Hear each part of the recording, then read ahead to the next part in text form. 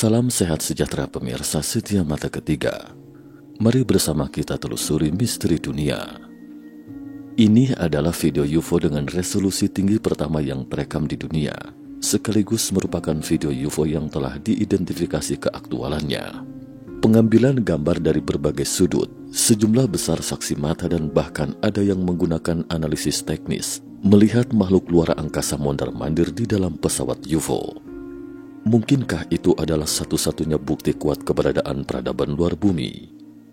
Hari ini kita akan bincang-bincang sejenak tentang insiden UFO di Turki yang terkenal. Penampakan UFO di Turki. Dari Mei hingga Agustus 2008 silam, penduduk setempat di banyak kota di Turki menyaksikan penampakan UFO di langit. Awalnya penduduk setempat mengabaikannya karena mengira itu adalah balon atau refleksi cahaya lampu. Namun benda terbang tak dikenal itu kembali muncul dalam beberapa hari berikutnya, sehingga menjadi menarik perhatian publik.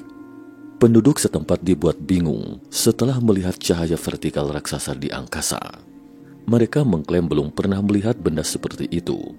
Sebenarnya objek apa yang muncul di langit itu, sampai seorang pria parubaya bernama Yalcin Yalman merekam seluruh proses itu. Penampakan benda terbang tak dikenal itu pun menjadi viral. Yalman adalah seorang warga Turki setempat. Pada tahun 2007, ia mengambil foto pemandangan dan video untuk kliennya di sebuah resort Kumburgaz di pinggiran kota Istanbul. Selain pekerjaannya sebagai fotografer, ia juga melamar sebagai penjaga keamanan malam di resort itu pada tahun 2008. Selain mengambil foto senja hari, Yalman juga berpatroli di pantai pada malam hari. Setiap malam saat berpatroli, ia kerap membawa perekam video untuk merekam beberapa video. Sampai pada suatu pagi di bulan Mei 2008, Yalman tiba-tiba melihat seberkas cahaya menyilaukan di langit. Kemudian dia segera merekamnya dengan kamera DV yang selalu dibawanya. Ketika Yalman memperbesar gambar, dia terkejut melihat titik terang itu bukanlah cahaya atau bintang di langit, melainkan UFO berbentuk cakram yang memantulkan cahaya perak, dan benda itu tidak memiliki ciri khas pesawat modern yang diketahuinya. Benda terbang tak dikenal itu hanya mengambang diam tanpa suara di atas permukaan laut, seakan sedang mengamati sesuatu. Karena penampakan UFO seperti itu sering terjadi di Turki, Turki bahkan mendirikan pusat penelitian ilmu luar angkasa Sirius UFO yang berbasis di Istanbul, yang secara khusus meneliti penampakan UFO. Unidentified Flying Object atau UFO merupakan benda langit yang keberadaannya masih sering dipertanyakan. Objek terbang yang diduga berasal dari luar angkasa ini dikendarai oleh makhluk yang disebut alien. Meskipun banyak foto dan video tentang UFO atau alien, namun keberadaan mereka masih dipertanyakan. Karena ingin tahu kebenaran tentang makhluk ini, salah satu universitas di Turki membuka kurikulum terbaru yang mempelajari tentang UFO dan alien. Universitas Akdeniz di Turki telah membuat penjurusan yang disebut Ufologi dan Ekspolitik sebagai kurikulum terbarunya.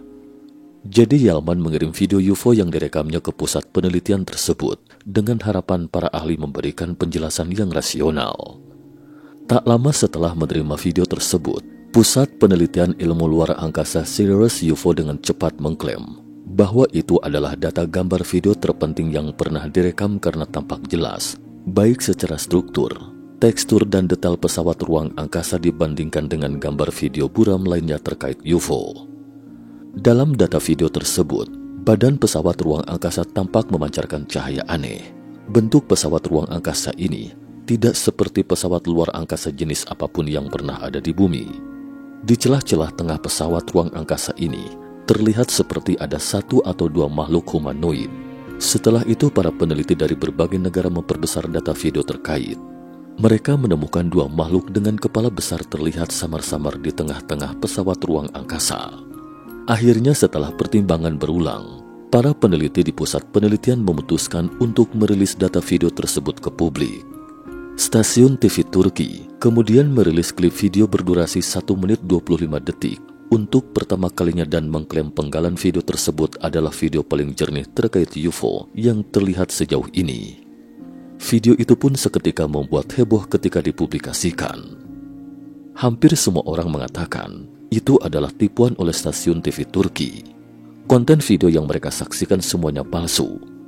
Menurut mereka, bahwa video itu dibuat dengan model mainan atau teknik animasi CGI atau pencitraan hasil komputer dan sebagainya. Video itu bahkan memicu perdebatan sengit antara penggemar UFO dan pendukung ilmiah setelah beredar luas di dunia. Kedua belah pihak bersikukuh dengan pandangannya masing-masing.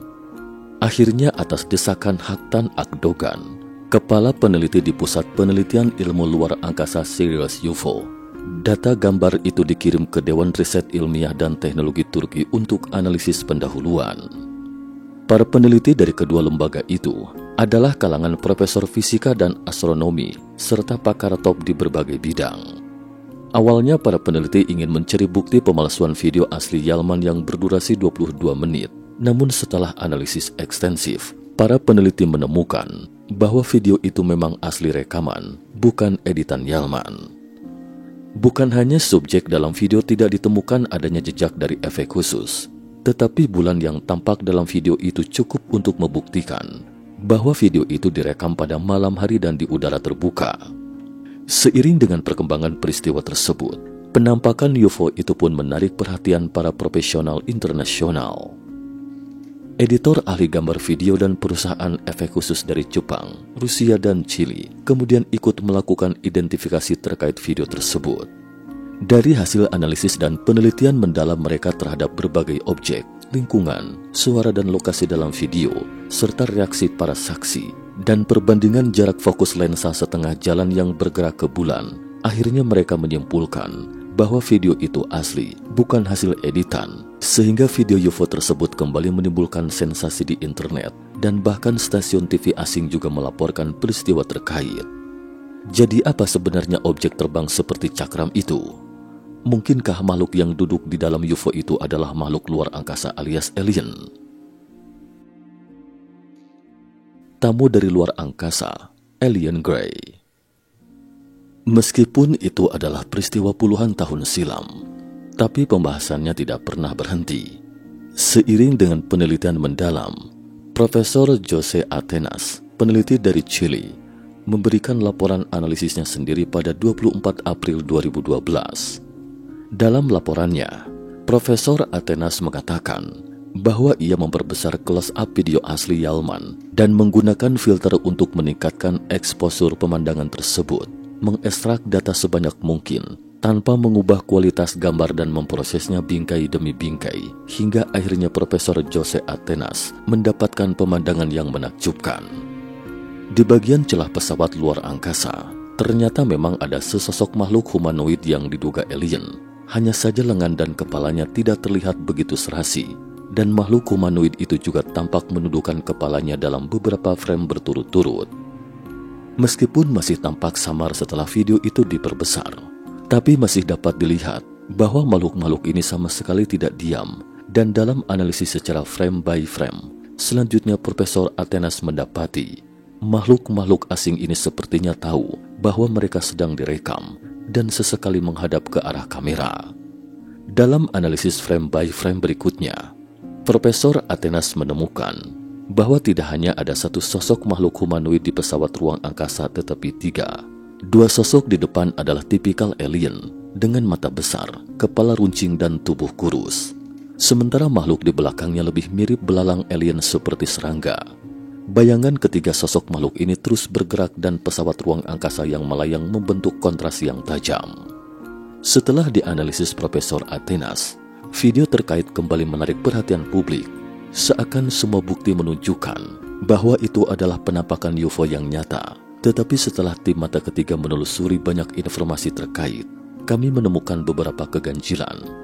Seperti misalnya tanggal rekaman, beberapa di antaranya menunjukkan waktu pagi hari, ada yang di sore hari.